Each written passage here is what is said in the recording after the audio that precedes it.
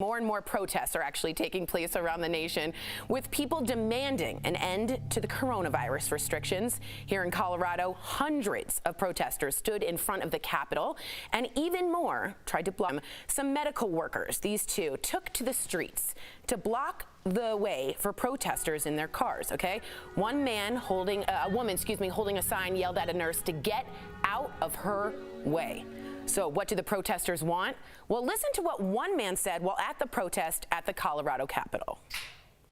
There's a way to begin to open up the economy in a safe and responsible way that people that don't represent the same risk profile can go out and start to engage and start to spend and start to have dinners out again.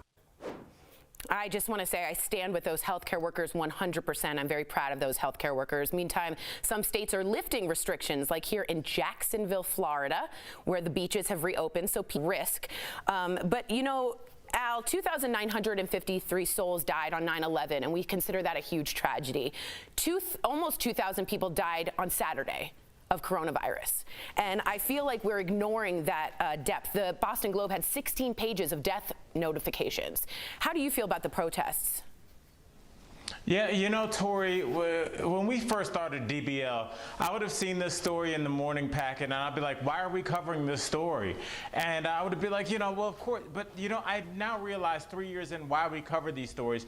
This is how some people feel, and as disturbing as it may be to others, this is how people feel. They are frustrated and they're scared and they don't really understand what's going on. And that's why, and it may sound condescending, but it is true. This man wants to go out and get the economy back opened up, and I'm asking you to where, sir?